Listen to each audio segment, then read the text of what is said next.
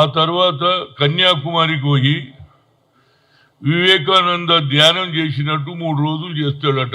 Election result అంటే first వరకు ఎప్పుడైతే 4th రిజల్ట్ వచ్చే వరకు ఉంటాడా లేకుంటే ఫస్ట్ వరకు ఉంటాడా తెలియదు.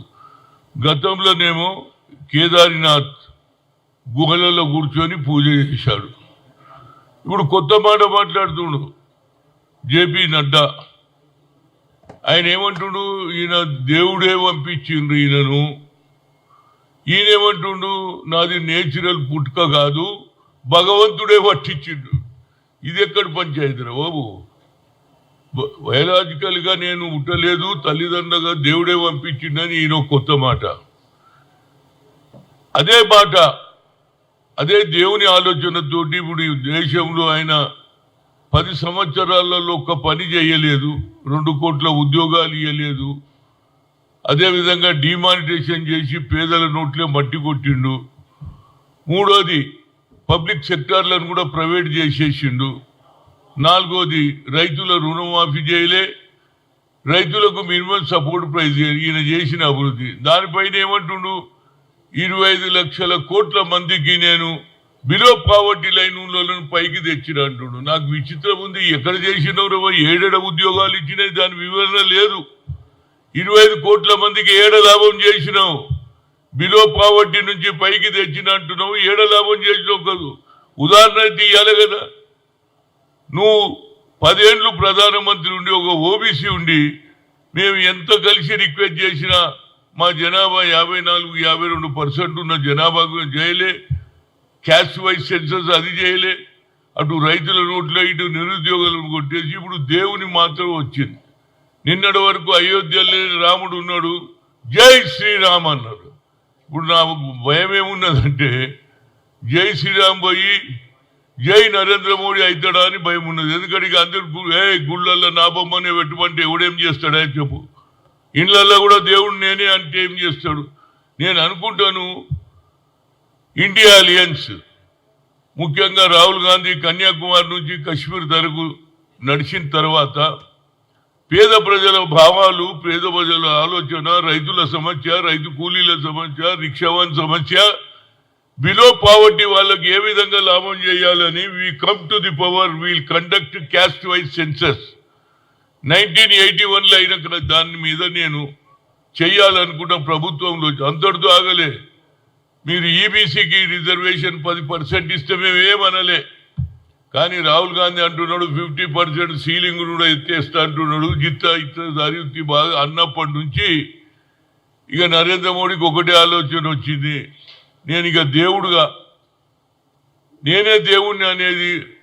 ఎవరైతే బీజేపీ అధ్యక్షుడు అదే అంటాడు, ఇది నాది నేచురల్ పుట్టుకం కాదు, దేవుడే పంపించిండు అనేది చెప్పడం జరుగుతుంది. అంతే విధంగా మరి ముఖ్యంగా వివేకానంద మత సామరస్యం గురించి కొట్లాడిండు. నువ్వు మతాలనే దూరం పెట్టేసి కేవలం హిందువులే చూస్తున్నావు, నువ్వు ముస్లింలు అవసరం లేదు, క్రిస్టియన్ అవసరం లేదు, దానికి ధ్యానం ఎందుకురా బాబు నాకు అర్థం కాదు. ఆడనట 3 రోజులు కూర్చుంటాడట, ధ్యానం చేస్తాడట. ఎవరికి ధ్యానం చేస్తావు? Vivekananda ideology entirely different.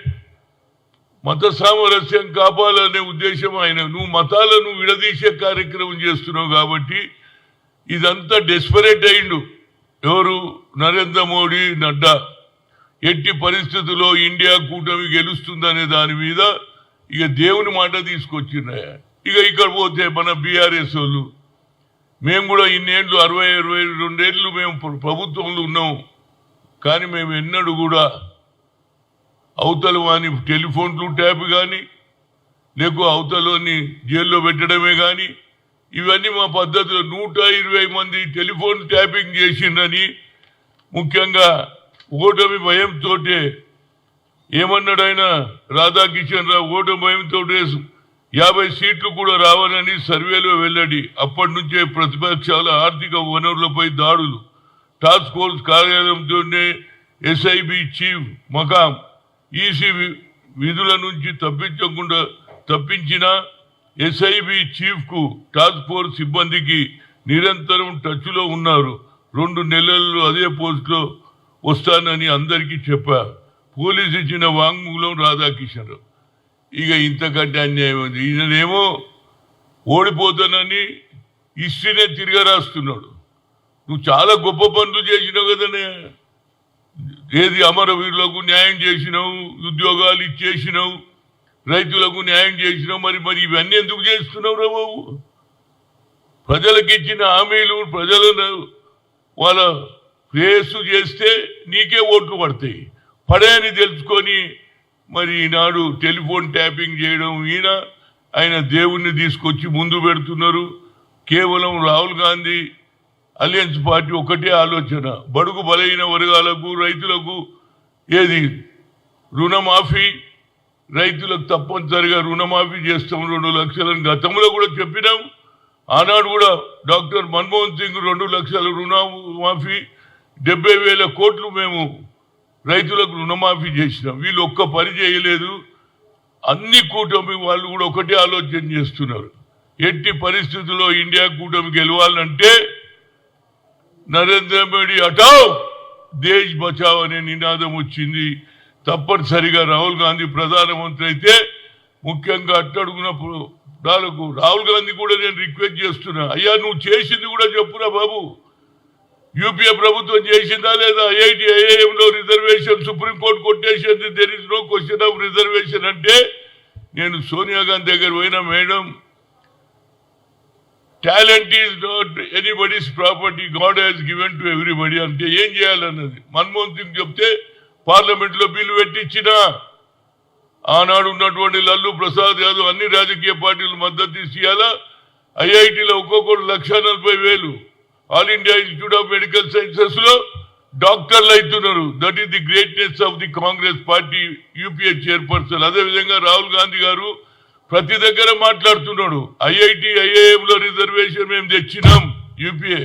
అదేవిధంగా ఓబీసీ ఎస్సీ ఎస్టీ సోషల్ జస్టిస్లు ఉండే దాన్ని పక్కకు తీస్తే అప్పుడు తెలిసింది మా సంకేతం. 1993లో మండల్ కమిషన్ లాగు అయితే 27% మేము డబుల్ డిజిట్ కూడా దాటలేము. అందుకుంచే రాహుల్ గాంధీ గారు మేము పవర్లు వస్తే క్యాస్ట్ వైజ్ సెన్సస్ అన్నాడు.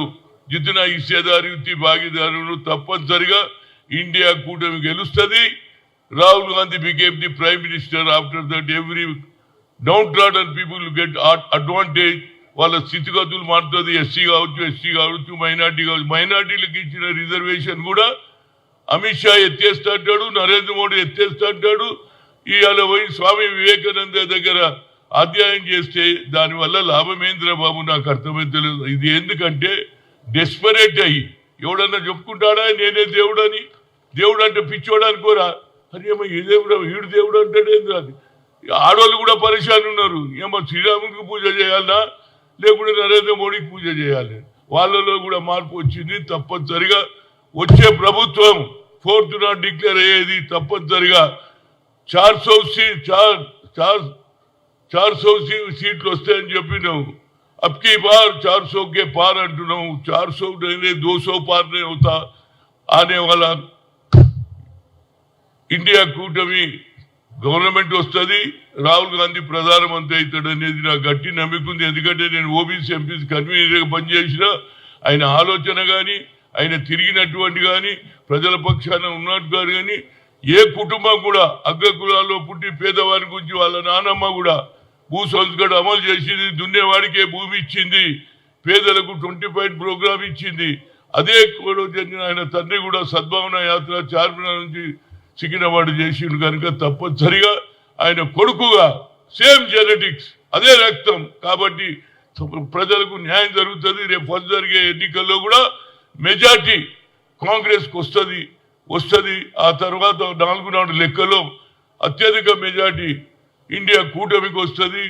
నరేంద్ర హటావ్ దేశ్ బచావ్ అనే నినాదం మీద మేము పోతున్నాం. అదే జరుగుతుంది.